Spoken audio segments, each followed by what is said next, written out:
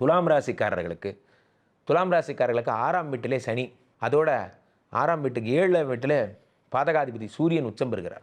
துலாம் ராசிக்காரர்களுக்கு புத்தாண்டு வந்து பார்த்திங்கன்னா ரொம்ப ஒரு டிஃபிகல்ட்டான புத்தாண்டாக இருக்கும். என்ன காரணம்னா 7ஆம் வீட்டிலே பாதகாதிபதி உச்சம் பெறுகிறார். கணவன் மனைவி உறவுல பெரிய சந்தேகங்கள், பிரச்சனைகள் போன்றவையெல்லாம் ஏற்படும். ரொம்ப ரொம்ப ஜாக்கிரதையாக இருக்கணும். கணவன் மனைவி கிட்ட, மனைவி கணவன்கிட்ட, அக்கௌண்ட்ஸ் ஆகட்டும், உங்களுடைய கால் போக்குவரத்து ஆகட்டும், யார்கிட்ட பேசுகிறீங்க, என்ன பண்ணுறீங்க போன்ற ரொம்ப ஜாக்கிரதையாக இருங்க. ஒரு சின்ன விளையாட்டுத்தனமாக நீங்கள் ஏதோ ஒன்று பேச போய் அதுக்கு ஒரு அர்த்தம் வச்சு உங்கள் குடும்ப வாழ்க்கையே போய்டும். இத்தனை வருஷம் நீங்கள் வாழ்ந்த வாழ்க்கையே கொஸ்டின் மார்க் ஆகிடும்.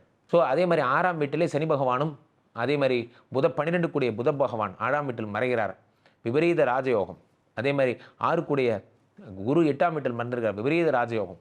எல்லா ராஜயோகங்களும் ராஜாதி ராஜயோகங்கள். 2 கூடிய தனாதிபதி 10ஆம் வீட்டில் இருக்கிறார்.